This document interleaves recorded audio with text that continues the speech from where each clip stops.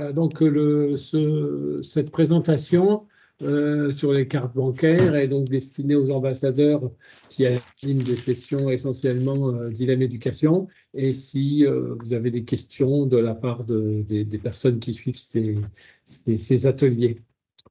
Voilà, donc il y a j'ai prévu 4 parties.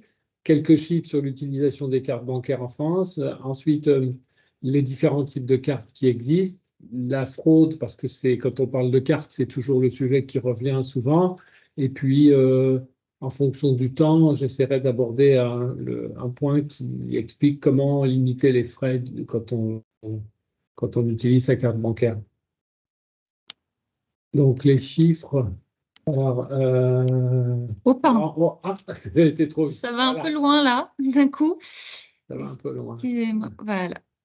Quelques chiffres. Voilà, alors, c'est des chiffres qui viennent de l'Observatoire des cartes bancaires. La source, c'est le GIE Carte Bancaire. Le GIE Carte Bancaire, c'est un organisme français qui gère toutes les cartes en France. Donc qui, sur son site, propose des chiffres régulièrement tous les ans. Donc, le nombre d'opérations cartes est assez impressionnant parce que, par exemple, vous voyez qu'il y a à peu près 15 milliards de transactions de cartes par an en France, c'est énorme, et qu'il y a à peu près 76 millions de cartes distribuées en France. Ça veut dire qu'il y a plus qu'une carte par personne, et même bien plus si on considère qu'il y a des enfants en jeune âge qui n'en ont pas. Donc en moyenne, chaque personne pratiquement a deux cartes. En montant, ça peut paraître important, 685 milliards d'euros, mais ce sont quand même des opérations de montant relativement limitées, les cartes bancaires, par rapport aux autres opérations qui passent, comme des virements ou même des prélèvements peuvent être parfois plus gros. Et vous voyez, donc sur les 15 milliards d'opérations, il y en a presque la moitié maintenant qui sont sans contact. Sans contact, c'est-à-dire on passe sa carte sans avoir besoin de taper son code confidentiel. Pour des montants plus faibles, hein, forcément, ce sont des montants plus faibles que globalement, puisque ce sont des opérations de montant inférieur à 50 euros. Voilà. Et puis donc 2 milliards d'opérations qui passent en vente à distance, c'est-à-dire achats sur Internet, que ce soit des achats de billets de train ou sur certains, je ne ferai pas de publicité, certains gros sites de vente en ligne. C'est pour vous donner une idée et vous dire qu'il y a énormément, ça c'était des chiffres de 2022, il y a énormément d'opérations cartes qui passent tous les jours. Voilà. Donc, alors, pour vous donner une idée, où est-ce qu'on utilise le plus la carte bancaire, les 5 types de commerce au sens large, c'est bon, les supermarchés, supérettes, l'essence, on paye souvent par carte, les restaurants, bon, biens et services pour entreprises, bon, c'est un peu divers, et l'hypermarché. Donc, c'est quand même très ciblé les principaux commerces. Et vous avez, ce qui est intéressant, c'est de voir le montant moyen des opérations. Carburant, c'est presque 50 euros, mais pour les autres, c'est voilà, restaurant, 27 euros, et pour les supermarchés, autour de 40, 50 euros. Donc, ce sont quand même des opérations de petits montants, hein. D'opérations de masse et de petits montants. Voilà, je ne sais pas si vous avez des questions là-dessus. Sur l'Observatoire des cartes bancaires qui est accessible à tout le monde, il y a des dizaines de chiffres dans tous les sens pour les amateurs de statistiques. Alors, les différents types de cartes. Alors, sur un plan du fonctionnement, il y a 3 types de cartes. Je ne sais pas si tout le monde connaît bien ça, mais si vous animez des ateliers d'ILM Éducation où il y a plusieurs questions qui tournent autour de ça, les cartes à autorisation systématique. Bon, donc, ça veut dire que si vous payez, vous avez une carte à autorisation systématique, à chaque fois que vous allez payer n'importe quoi, un restaurant ou un achat, votre banque va être interrogée. Alors, ça se fait très très vite. C'est le terminal de paiement qui interroge l'ordinateur. Pratiquement, c'est pratiquement invisible à l'œil nu. Ça peut se faire en 1 seconde ou 2 secondes. Mais ça veut dire que si vous n'avez pas l'argent sur votre compte, vous ne pouvez pas payer. Alors, ça fait peut-être mauvais effet, mais au moins, vous n'êtes jamais en débit. Par contre, l'inconvénient, c'est que si vous êtes dans des cas où vous ne pouvez pas payer le péage autoroute, parce que tous les, tous les cas où on passe comme ça sans que le terminal interroge votre banque, ça ne passe pas. Une voiture, voilà. En même temps, il y a pas de risque d'être en débit, mais en même temps, on ne peut pas faire 100% des opérations. Donc, c'est plutôt réservé à des personnes qui veulent absolument être sûres de, de pas être en débit. Également, les banques les réservent aux clients qui, peut-être, dont on sait qu'ils ne font pas très attention. Comme ça, on sait qu'ils ne peuvent pas avoir un compte débiteur à cause des opérations carte.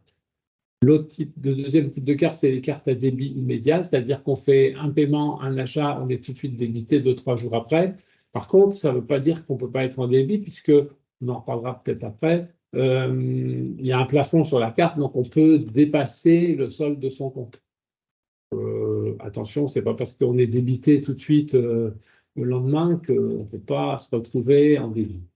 Et la carte à débit différé qui est pratique, c'est qu'on fait tout un tas de paiements pendant le mois et à la fin du mois ou le tout début du mois suivant, on a un seul débit pour tout ce qui se passe dans le mois. C'est souple, c'est facile, mais alors avec les paiements sans contact, c'est très dangereux, surtout que souvent on paye des tout petits montants maintenant depuis le Covid. Donc on peut très bien se retrouver avec plusieurs centaines d'euros en débit. On a eu l'impression de rien acheter du tout parce qu'on a été boire une bière, on a acheté un journal, on n'achète plus de journaux maintenant. Alors, on a fait des petits achats de quelques euros et puis à la fin, ça fait 200-300 euros. Et surtout que maintenant, on ne donne plus le ticket, donc voilà, on se retrouve. Il faut faire vraiment très attention. Alors après, il existe d'autres types de cartes qui sont souvent techniquement, ce sont les mêmes cartes, mais il y a des habillages avec les banques en proposent plusieurs, avec des fonctions diverses. Alors par exemple, il y a des cartes qui ne font que du retrait dans des distributeurs de billets qui ne peuvent pas acheter dans un magasin. Il y a une question. Alors il y a une question entre les cartes de débit et les cartes de crédit. Oui, effectivement. Si c'est une carte qui permet de faire un crédit, ou effectivement, si on veut louer une voiture, ça va passer. Si c'est une carte de débit, comme la question est posée, ça va être une carte qui ne peut pas, je veux dire, sur laquelle on ne peut pas louer une voiture, on ne peut pas faire des opérations de ce type. Et pourquoi on ne peut pas faire des opérations de ce type? La carte n'est pas faite pour pouvoir donner un crédit à la personne. Au cas où il n'y ait pas assez d'argent sur le compte? Oui, ou c'est simplement que la carte n'est pas faite pour ça. Hein. OK. Alors, quel est l'intérêt d'avoir une carte de retrait uniquement? Alors, ça peut être pour des enfants, par exemple, qui puissent, s'ils partent en colonie de vacances, par exemple, on peut leur avoir une carte de retrait, ou alors, sous la responsabilité des parents, hein, bien sûr, s'ils sont mineurs, où ils ne peuvent faire qu'un retrait. Ça peut servir aussi pour certains commerces où il peut y avoir, je sais pas, par exemple, un fleuriste et où il peut y avoir un employé qui a besoin de temps en temps de retirer de la monnaie, mais la carte, si quelqu'un lui vole, on ne peut faire qu'un retrait dans un distributeur. On ne peut pas faire des achats dans un magasin. Donc, pour les professionnels, c'est surtout pour les professionnels. C'est pour les professionnels, mais ça peut être aussi pour, comme on disait, pour des enfants aussi, hein, ou c'est juste pour pouvoir retirer de temps en temps. Alors, ça peut être pour des enfants aussi, pour les initier à la gestion du budget. Je ne sais pas si j'ai bien répondu, j'espère. Voilà. Alors, alors, une autre question. Pour les cartes à faire, donc ce sont des cartes. Merci, William. Pour les cartes à faire, ce sont des cartes qu'on donne à des salariés, en général, qui sont plutôt des cadres ou des commerciaux, qui ont besoin de faire des achats s'ils sont en déplacement.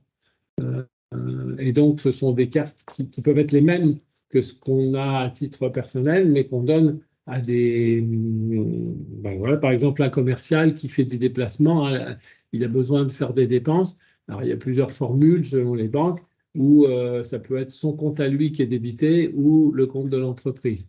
L'intérêt, c'est que pour des cartes affaires, on peut avoir par exemple un différé de c'est-à-dire qu'en fait, il peut payer et on peut choisir que le compte soit débité que 2 mois après. Donc, moyennant, en payant un taux d'intérêt quand même, parce que ça veut dire qu'on fait un crédit. On fait un crédit à l'entreprise, mais comme ça, souvent, c'est un peu long le processus pour être remboursé de ses frais. Donc, ça permet d'avoir cet avantage-là. Euh, voilà, donc ça permet aux salariés de ne pas avoir à avancer les frais si c'est par exemple quelqu'un qui fait beaucoup de déplacements et qui a besoin de faire des dépenses. Je me souviens qu'il y a fort longtemps, j'étais dans une petite banque qui avait un compte où il y avait une grosse compagnie de cinéma. Et par exemple, ils allaient, j'en sais rien, en Argentine et ils avaient besoin de louer 15 voitures pour tourner une scène de cinéma. Ou alors tous les 2 jours, le metteur en scène, il invitait toute la troupe, il invitait 60 personnes avec tous les techniciens. Donc forcément, s'il avait dû payer de sa poche, ça aurait été énorme. Là, il payait avec une carte affaires. Donc nous, on nous interrogeait et on disait, ah oui, on sait qu'il est en ce moment à tel endroit, donc c'est d'accord, on accepte. Ok. Voilà, ça peut être intéressant. Parce que, effectivement, si on doit tout payer, comment fonctionne une carte affaires? Y a-t-il des gages ou une assurance à souscrire? Les gages, je ne sais pas si on peut appeler ça un gage, c'est que la banque donne ça à des entreprises. C'est une société, c'est souvent pour une entreprise qui est d'une taille suffisante, dont on sait qu'elle peut payer. Je dis n'importe quoi, Total, ou enfin, je sais pas, voilà, des grosses sociétés, pas forcément aussi grosses, hein. Et une assurance à souscrire, non, après, il peut y avoir une assurance, mais non, enfin, c'est pas forcément spécialement pour délivrer des cartes affaires. Alors, simplement, ce qu'on propose souvent à la banque, c'est que soit ils choisissent si l'opération est débitée sur le compte du porteur de la carte, du salarié, et après, charge à lui de se faire rembourser, ou si c'est l'entreprise directement qui paye. Mais souvent, les entreprises préfèrent que ce soit leurs salariés et qu'après, ils fassent une demande de remboursement, parce que parfois, il y a des salariés qui utilisent la carte affaires aussi, qui, entre guillemets, oublient et se trompent pour leurs besoins personnels. Et puis après, expliquent qu'ils ont été au resto justement pendant leur déplacement en dépassant le plafond. On a tous eu ce problème-là de plafond quand on est en déplacement. Voilà, mais ça peut être utile effectivement pour pas que le salarié qui est en déplacement et qui a des frais, il soit obligé d'avancer les frais, ou en tout cas qu'il ait largement le temps d'avoir son remboursement avant d'être débité. Ça peut être assez pratique, hein, effectivement. Donc c'est en quelque sorte une carte à débit différé, puisque c'est une carte à débit différé, mais souvent on peut même choisir d'avoir un débit différé plus longtemps après que la carte est débit différé, sachant que c'est l'entreprise qui est cliente de la banque qui est responsable de toute façon. D'accord. Si la banque, je donne un exemple, imaginons Jeanne serait commerciale et irait par exemple aux États-Unis pour son travail et payerait son hôtel et ses restaurants et puis à un moment donné le débit arrive sur ton compte mais tu n'as plus d'argent toi. Ce que fait la banque, c'est qu'elle présente le débit, il n'y a plus d'argent, mais elle dit bon la société dilemme, là, vous avez un de vos salariés qui a plus d'argent, c'est vous qu'on va débiter maintenant. Et après, vous vous débrouillez avec votre salarié. Oui, ok. Voilà. Et alors après, à partir des cartes qu'on a vues, les banques proposent souvent des habillages commerciaux différents. Donc on peut avoir l'impression que ce sont des cartes complètement différentes, mais techniquement, c'est le même fonctionnement, comme par exemple des cartes avec des couleurs différentes où on peut supporter son équipe de foot préférée, où on peut avoir la photo d'un petit chien ou d'un petit chat. Mais en fait, techniquement, c'est la même carte. On paye juste quelques euros de plus pour avoir la couleur qu'on préfère sur la carte. Il y a aussi des cartes haut de gamme, par exemple des cartes Visa premier ou des cartes Gold Mastercard. Alors, Visa et Mastercard, ce sont les deux réseaux internationaux qui gèrent les cartes. Et les banques pour avoir une carte Visa ou Mastercard à un niveau de particulier, c'est la même chose. Mais ils font la compensation internationale. Alors, une carte premier, c'est une carte en fait à débit différé, mais qui a des plafonds plus élevés. Donc, ça permet alors, souvent, les banques les donnent qu'à des personnes qui ont des revenus un peu plus élevés, qui peuvent être amenées à dépenser plus. Et à ce moment-là, mais c'est toujours une carte à débit différé. Et donc, cette carte permet de dépenser plus sans atteindre son plafond. Et ils ont rajouté des produits d'assurance avec.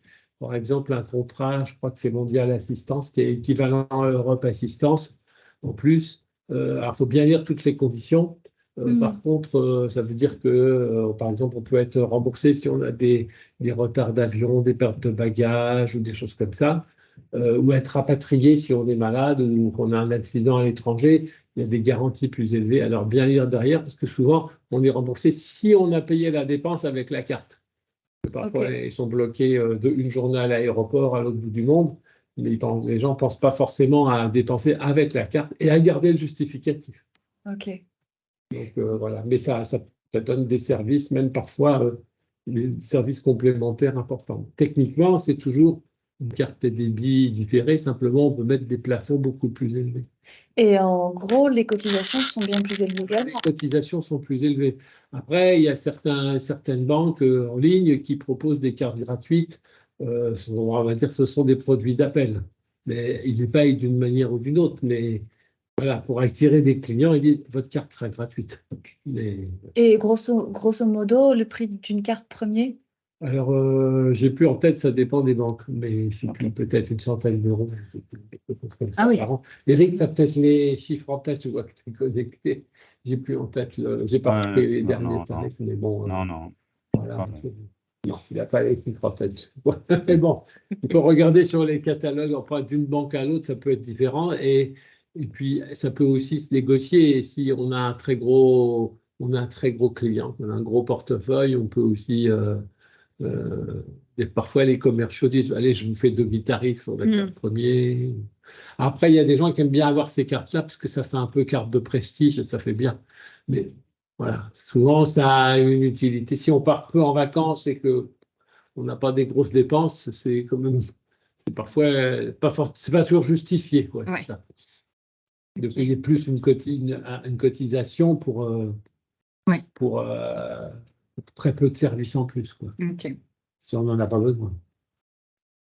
Alors, le point qui revient souvent important sur les cartes bancaires, c'est la fraude. Donc, alors, alors, non. Alors, il y a un paradoxe, c'est que la carte bancaire, c'est le moyen de paiement où il y a le plus de fraude, hein. Les autres moyens de paiement, c'est virement, prélèvement, chèque. Donc, 93% de la fraude est sur les cartes bancaires. Et en même temps, vous avez vu le nombre d'opérations qui est énorme, en pourcentage, le taux de fraude est très faible, surtout en France.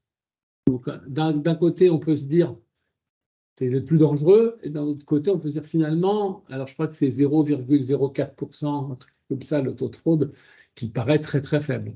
Bon, forcément, si on est fraudé, c'est pas drôle si on tombe dedans. Mais en pourcentage par rapport au nombre, aux milliards d'opérations qui passent, c'est assez peu finalement.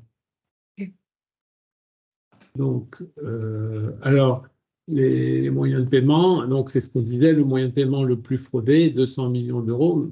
Le montant moyen des fraudes sur les cartes, c'est 63 euros, donc un peu plus que le montant moyen. C'est ce qu'on disait tout à l'heure. Je ne sais pas si vous arrivez à voir le camembert qui est un peu petit. Il y a aussi des fraudes sur les chèques et sur les virements, bien sûr, mais c'est les cartes bancaires qui ont le plus de fraudes et en volume, en nombre d'opérations, 93%. Alors, en montant, c'est différent parce qu'il y a des montants beaucoup plus importants, hein. Sur les virements ou les prélèvements, il peut y avoir des montants énormes.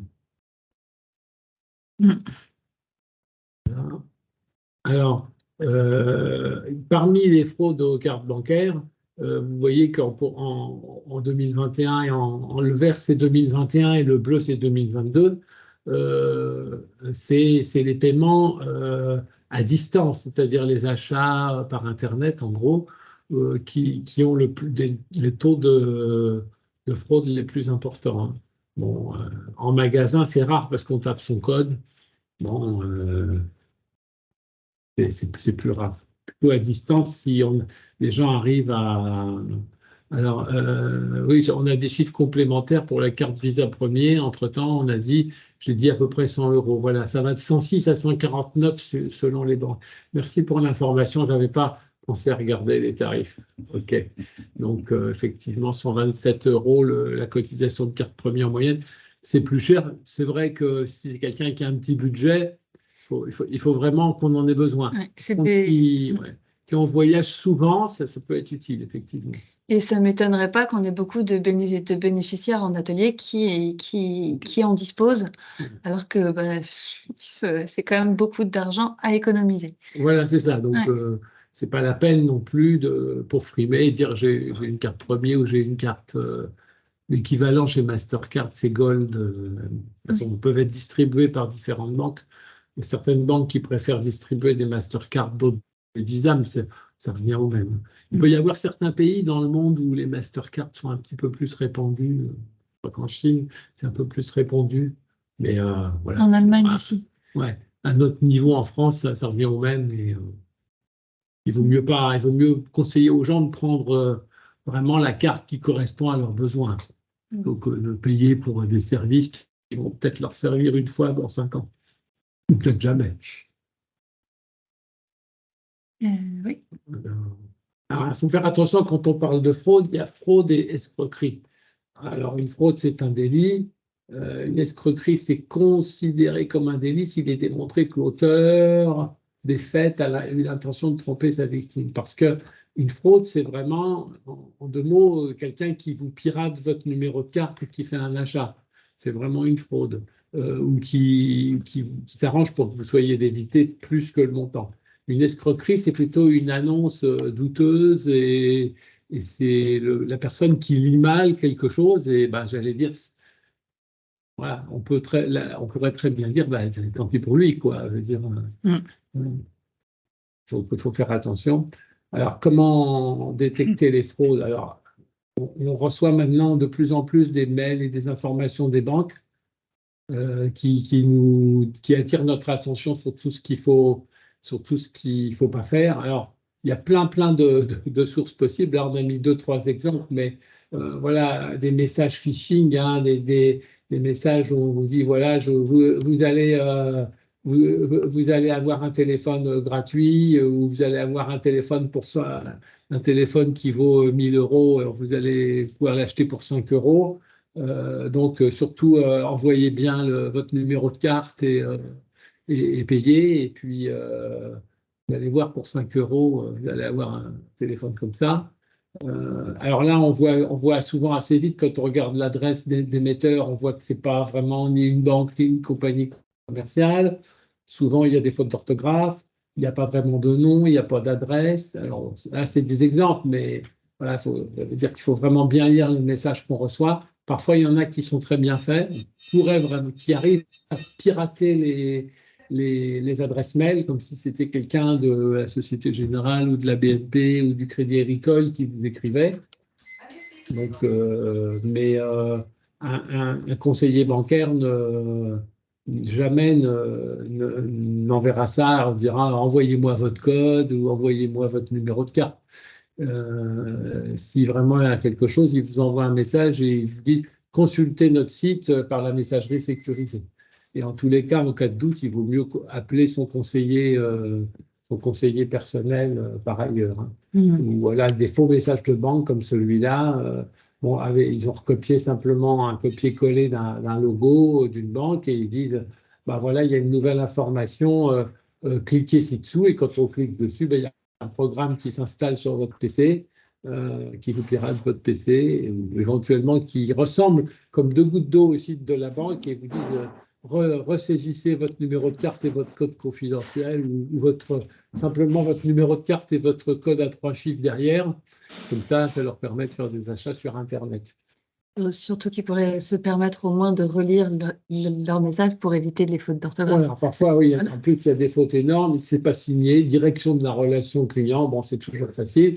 vous voyez qu'en haut, il y a marqué Paribas, mais quand on regarde de plus près, qu'on clique sur l'émetteur, ça n'a rien à voir. Bon, là, c'est un message déjà un peu ancien, mais je ne vais pas dire que j'en reçois tous les jours des comme ça, mais assez souvent. Assez souvent quand même. Hein. Donc, voilà, donc attention. Alors, comment réagir quand on reçoit un message comme ça? Bah, surtout ne jamais cliquer sur le lien qui est dans le mail pour voir ce que c'est. Ensuite, signaler ce message comme indésirable et le supprimer. Et surtout, ne pas cliquer et ne pas y répondre non plus, parce que sinon, comme ça identifie que leur mail est bon. Et dans le doute, bah, c'est ce que je disais tout à l'heure, contactez votre banque, vous téléphonez à votre contact si vraiment ça a l'air vraiment sérieux, il vous semble qu'il y a vraiment un problème. Voilà, parce que ça peut être, attention, toutes vos opérations seront bloquées. Moi, je l'ai reçu aussi. Toutes vos opérations sont bloquées, plus rien ne fonctionne. Donc là, effectivement, il vaut mieux appeler que de répondre à un mail comme ça.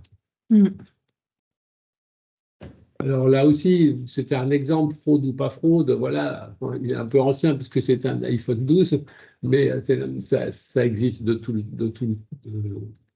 pour les choses actualisées.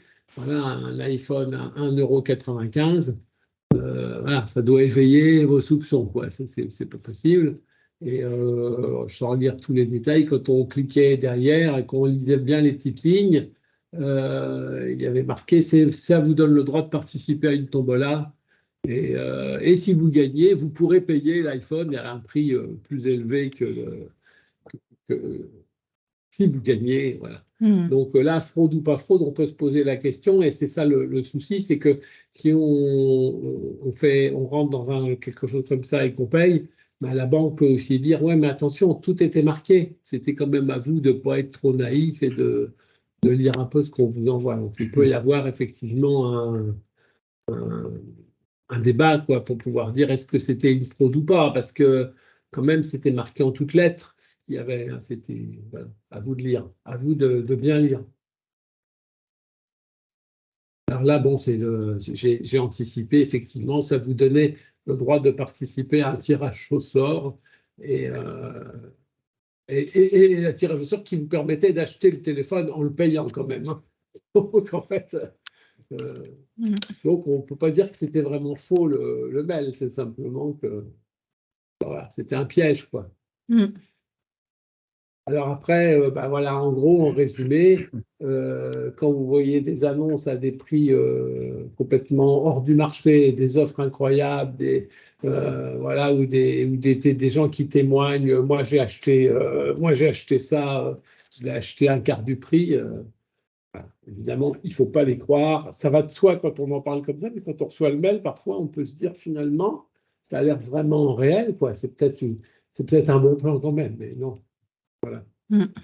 En fait, le but, c'est de récupérer les coordonnées des gens, les coordonnées pour faire soit de l'usurpation d'identité, soit faire des fraudes ensuite par derrière.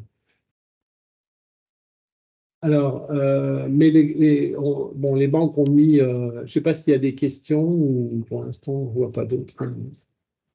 Ou des anecdotes à partager. Voilà, des anecdotes à partager.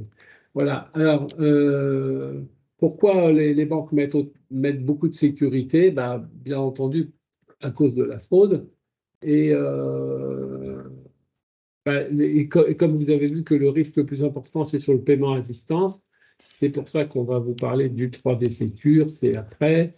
Voilà. Alors, là, malgré tout, les sécurités que les banques ont mis en place ont permis de faire baisser largement le taux de fraude. Alors, le système 3D Secure qui permet de garantir les paiements pour les achats en ligne, puisque c'est surtout là qu'il y a des fraudes. Donc, en fait, par le moyen soit d'un code SMS, soit d'une identification sur l'application bancaire, qui peut être soit par l'empreinte, soit par reconnaissance faciale. Et donc, quand on voit ces logos paiement sécurisé, voilà, ou Mastercard Secure Code, Mastercard et Identify Check, on peut penser que le site est plus sécurisé. Donc, ça peut, enfin, c'est quand même plus sécurisant que de juste faire un achat sur Internet et on tape juste le numéro de carte et ça part comme ça. On peut se dire, est-ce que c'était bien ou pas? Voilà. Donc, mais maintenant, les sites qui sont, par exemple, si on achète un billet SNCF, on a besoin de passer par le 3D Secure. Alors, je crois qu'après, voilà, Ouais. comment ça fonctionne. Donc, ça veut dire qu'il faut avoir sur son téléphone portable l'application de sa banque. Maintenant, ça devient indispensable. Et ensuite, quand on fait un achat sur Internet, au moment de payer, le paiement ne se fait pas et il y a un message qui dit à vous de valider l'opération auprès de votre site, sur votre site de banque. Donc, imaginons j'achète un billet de train. Au moment de payer, on va me dire, alors moi, par exemple, j'ai un compte à la Société Générale, je ne fais pas de publicité, j'en ai dans d'autres banques aussi. On me dit, allez voir sur le site. Et sur le site, effectivement, je vois, attention, quelqu'un essaye de faire un achat de 25 euros ou de 95 euros pour un billet de train. Est-ce que c'est vous? Si oui, validez. Alors, certainement que ça peut être un SMS, un code. On vous donne un code à retaper, ou alors ça peut être valider l'opération directement sur votre téléphone. Alors, selon les cas, ça peut être, et selon les téléphones, reconnaissance faciale, empreinte digitale. Ça veut dire que si quelqu'un a récupéré votre code et vos codes confidentiels et le numéro de carte et le code en 3 chiffres qui est derrière, il faut encore, pour que ça passe, que vous validiez l'achat. Donc là, c'est quand même une sécurité beaucoup plus grande. Donc, ce qu'on vous demande, c'est de taper le numéro de carte en 16 chiffres, la date d'expiration, alors parfois le nom du porteur, en général le nom du porteur, oui, et puis les 3 derniers chiffres qui sont derrière. L'intérêt de les mettre derrière, c'est que je sais pas si, je crois qu'il y a encore certains pays qui ont la machine à carte style fer à repasser qu'on avait dans le temps où ça passait pas par électronique. Donc avec le numéro de carte, dans le temps, on pouvait acheter à distance. Maintenant, on n'a pas le verso, on voit pas le verso de la carte. Et souvent. C'est toujours? Non, mais quand dans les anciennes machines, on voit pas le numéro qui est au dos de la carte. C'est ça que je veux dire. Voilà. Et puis maintenant, la plupart du temps, les tickets de paiement qu'on a ou dans les supermarchés ou les restaurants, le numéro de carte utilisé ne s'affiche pas complètement. Il y a des XXX. Il y a une dizaine d'années ou une vingtaine d'années, on avait des tickets avec le numéro de carte complet. Donc il suffisait de piquer souvent les gens les laissaient traîner sur les tables. Donc les gens piquaient un numéro, puis ils disaient tiens, chic, moi un numéro de carte, je vais acheter quelque chose. Voilà. Bon, maintenant, c'est plus possible, on n'a que les derniers chiffres, et souvent les 4 derniers chiffres. Donc, et en plus, il faut le code au dos. Par contre, là où il faut faire attention, il y a parfois encore des restaurants, je sais que dans certains pays ça se fait, où on paye par carte et on donne sa carte et on signe. Ouais, et aux États-Unis, c'est souvent comme ça. Et il n'y a pas ça dépend où, mais où parfois le serveur s'en va derrière pour passer l'opération. Du coup, il a tout le temps de noter le numéro. Il revient 10 minutes après en disant voilà, c'est fait, c'est réglé. Et quelle est la raison? Parce que souvent, ils ont une machine qui est derrière qu'ils ne peuvent pas déplacer. Mais c'est embêtant de se séparer de sa carte, parce que la personne peut noter le code qui est devant et le code qui est au dos de la carte. Donc, si on peut éviter effectivement de laisser la carte à quelqu'un d'autre pendant 10 minutes, c'est mieux. Ouais. Parfois, on ne peut pas éviter. Un grand hôtel, parfois, on ne va pas non plus. Alors, certains établissements ne demandent pas, parce qu'ils n'ont pas le système 3D Secure parfois. Donc, ils n'ont pas souscrit à cette option-là. Alors, il y a moins de on va dire il y a moins de sécurité, quoi. La règle, je ne sais pas s'il y a il me semble qu'en France, il y a une obligation maintenant pour faire de la vente à distance, à vérifier. Je ne sais pas dans quelle mesure c'est obligatoire. Mais je sais qu'il y en a qui ne le demandent pas pour des petits montants. Parfois, je paye sur la SNCF et parfois on me demande, parfois on me demande pas. Ça, c'est vraiment un truc peut-être que je pour des comprends petits pas. montants. Mais pourtant, c'est des gros montants. Plus de 50 € quand même pour un billet de train. Ouais. bizarre. Il y a peut-être eu un souci parce que moi, jusqu'à présent, j'ai toujours tapé les 3 derniers chiffres. Ok. Donc, c'est le petit code où vous voyez comment ça apparaît sur la diapo. C'est les petits codes en 3 chiffres qui sont derrière. Alors, la règle, bah, à vérifier la question. Oui, il y a des règles d'exception. Ouais. Il est possible que certains commerçants puissent avoir des exceptions si soit les montants sont petits, soit si c'est vraiment dans des endroits, par exemple un parking, un paiement d'un parking. Ah, Alors, c'est quoi la règle? C'est lorsque le client s'est identifié il y a moins de 90 jours. D'accord. Bon, même merci pour merci. l'information. J'avais pas ça en tête, mais je sais que pour des petits montants, par exemple, si on paye un parking, souvent on met juste la carte et ça passe tout Ouais. ça. Voilà, donc c'était pour montrer où était le code au cas où certaines personnes Ok. ne l'auraient pas remarqué. Donc oui, alors c'est un petit peu de la redite par rapport à l'autre. Oui. Voilà, donc on a C'est le numéro de carte et on demande le code en 3 chiffres. ok. Voilà. Alors après, il y a des versions, il y a des banques qui proposent maintenant ce petit code en version dynamique. C'est encore une sécurité plus grande, c'est-à-dire qu'il change, je crois, toutes les heures, mais il change à chaque opération. Ça veut dire que si quelqu'un repère votre numéro de carte et le code qui est derrière, si vous avez souscrit cette option code dynamique, bon là, c'était une banque qui le proposait à 12 euros par an, c'est-à-dire 1 euro par mois. Il me semble qu'il y a certaines banques qui le proposent gratuit. Donc, ben, voilà, c'est pas parce qu'aujourd'hui, à 13h40, ce sera 456. Si quelqu'un note le code, ben, peut-être que s'il veut faire un achat à 14h10, ben, ce sera un autre code qui n'aura rien à voir. Ouais. Pas complètement différent. Alors, il y a un algorithme par rapport à l'heure précise, etc., qui fait que c'est un autre code. C'est la sécurité maximum, effectivement. Et genre, c'est de combien? Alors, je ne sais pas trop, je crois que c'est toutes les heures, mais après, c'est à chaque achat en plus. Ah oui. Alors, je ne sais pas si Super. c'est exactement toutes les heures, hein.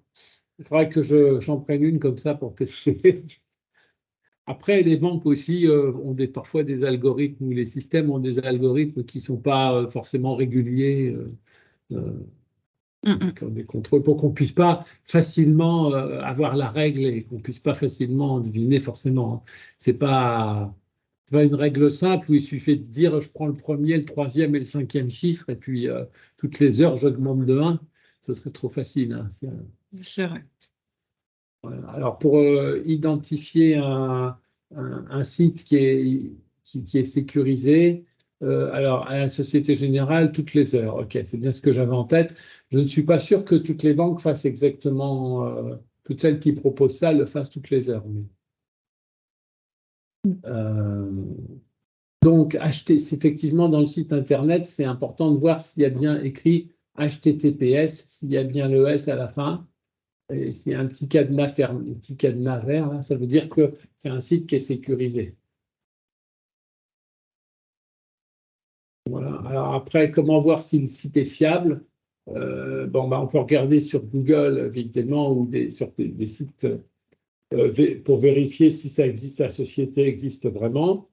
On peut regarder si c'est vraiment un gros achat, si sur Infogreffe, si elle existe, le numéro, s'il y a des avis de consommateurs. Effectivement, s'il y a 5 avis qui sont tous exceptionnels, on peut se dire que c'est louche. Ça fait la même chose que pour les restaurants, un TripAdvisor, là, ça peut être louche.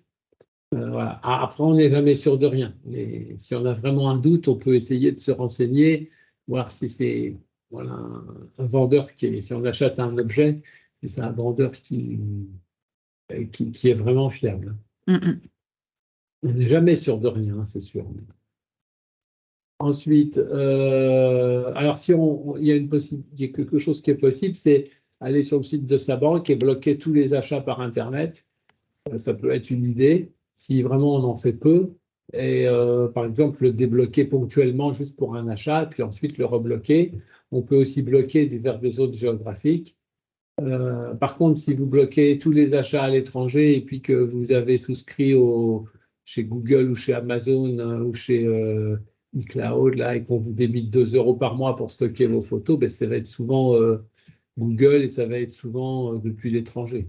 Donc là, ça ne passera pas. Donc attention aussi, parfois on a des abonnements qu'on souscrit en France, mais c'est une société étrangère qui débite tous les mois. Donc si on a bloqué, ça risque de bloquer l'opération. Alors oui, les précautions qu'on peut avoir quand on part à l'étranger, c'est noter votre numéro de carte et votre numéro de centre d'opposition. Après, vous pouvez le faire directement sur le site de votre banque. Donc ça peut être faisable aussi. Comme ça, si on vous vole votre carte, ben, au moins vous pouvez la mettre en opposition tout de suite. Vous pouvez aussi appeler quelqu'un, un ami ou quelqu'un de la famille qui peut se rendre à votre agence et dire, parce que pour la mettre en opposition, ça peut être quelqu'un d'autre qui dit mon cousin m'a appelé, il s'est fait voler tous ses papiers à l'autre bout du monde, bloquez lui sa carte. Après, la banque ne va pas accepter de la réactiver tout de suite, il faudra des justificatifs, mais elle est bloquée. Ça évite les utilisations à l'étranger. Le cryptogramme visuel dynamique, on en a parlé. Ce qui peut être intéressant, c'est de saisir sur le site de sa banque les départs à l'étranger, parce qu'il y a des contrôles aussi. Si on part à l'étranger assez loin, dans un autre continent, et que la banque a des contrôles et s'aperçoit qu'on a fait 5 achats en Chine, par exemple, ou aux États-Unis, ou enfin peu importe le pays, ou en Amérique du Sud, on dire oh là là, ça doit être une fraude, et après elle bloque la carte. Donc, si on a bien saisi qu'on allait en Argentine pour un mois, elle sait que voilà, c'est probablement pas une fraude. Alors après les autres précautions, oui, ne jamais donner votre effectivement c'était ça les soupçons de fraude. Ne jamais donner votre code de carte bancaire, évidemment, ne pas le noter de manière visible parce que s'il y a une fraude avec votre carte bancaire, ben, vous êtes considéré comme négligent. Donc si vous mettez le code, vous l'écrivez dessus et quelqu'un s'en sert, on va dire, ben, alors, on va me dire que la banque ne peut pas le savoir, mais on ne sait jamais, elle peut arriver à le savoir, on va dire. En tout cas, une utilisation de la carte avec le code, c'est considéré comme bah, c'est vous qui n'avez pas fait attention et qui avez laissé le code. Oui, ne pas donner, alors ça, c'est pas forcément sur les cartes, hein, jamais donner vos coordonnées à quelqu'un non identifié ou par mail avec toutes vos coordonnées précises. Alors, pointez régulièrement votre compte en banque, surtout maintenant à l'heure des paiements sans contact. Vous le regardez régulièrement, c'est une opération suspecte qui est passée. Là, on l'avait dit, ne jamais croire aux bonnes affaires, vérifier les adresses et puis essayer d'avoir un maximum d'informations. Donc, on a une question, est-ce que je peux bloquer les paiements sans contact? Oui, on peut, sur le site des banques, on peut décider qu'on a une carte qui ne fonctionnera pas en sans contact. Ok. Alors ça peut être utile, mais après, forcément, si on va boire une bière et qu'on veut le passer sans contact, ça ne marche plus. Ah bon, voilà, les inconvénients, c'est que c'est moins facile à utiliser, mais l'avantage, c'est que ouais, alors j'ai vu des vidéos où les gens passent dans le métro avec un terminal et passent à côté de la poche de quelqu'un et hop. Je n'ai jamais vu en vrai, mais Et on le dit. On dit que c'est possible. Moi, ce que je mets, c'est que j'ai une petite pochette qui coûte 1 ou 2 € où on met la carte. Ça permet que les ondes ne passent pas tant qu'on n'a pas sorti la carte. Ok. Est-ce qu'on peut le faire de manière ponctuelle, les paiements sans contact? Je pense, mais alors après, je ne sais pas combien de temps il faut une fois qu'on a décidé de l'annuler. Je ne sais pas si c'est instantané, ça dépend peut-être des banques, à voir. Si on peut bloquer le sans contact, le débloquer pendant 1 heure et puis le rebloquer après. Bon. C'est pas trop. À vérifier, à vérifier. Alors, malgré tout, si vous subissez une fraude, voilà, n'ayez pas honte, hein, il faut le dire. On peut le déclarer sur le site Perceval. De toute façon, il faut au moins faire opposition à la carte bancaire pour bloquer les opérations frauduleuses, pour au moins les bloquer. C'est quoi le site Perceval? Alors, c'est un site qui permet de déclarer les fraudes et Alors, je crois qu'on a donné le site derrière. Il me semble. Et c'est un site du service public ou c'est Ouais, quoi? c'est un site public. Ok. Alors après, on pourrait le redonner. Ah là, Ouais, d'accord. c'est ça, service public, signaler un usage frauduleux. D'accord. Ok. Voilà. Alors, voilà, donc, Tu veux que je revienne ou non, non, c'est non? bon, c'est bon. Oui, les banques font aussi leur propre déclaration, bien sûr, mais bon, voilà, comme ça, on peut le déclarer. Avant de faire tant que vous n'avez pas fait opposition à la carte bancaire, s'il y a des opérations qui ne sont pas. C'est-à-dire qu'à un moment donné, vous vous apercevez que vous n'avez plus votre carte bancaire, quelqu'un vous l'a volée, mais vous ne savez plus où, vous ne savez pas ni où ni quand, ben, il y a des opérations qui ont pu être faites avant que vous mettiez en opposition. Donc là, vous avez une limite euh, c'est avant de faire le. Oui, vous avez une garantie pour les cartes bancaires, mais une fois que vous avez fait opposition, bon, c'est plus vous qui êtes responsable. Ok.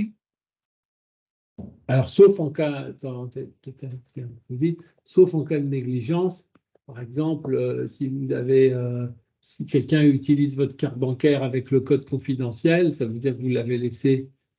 Donc là, vous êtes négligent. Hein. Ok. Par exemple, il n'y a pas de vol entre époux non plus.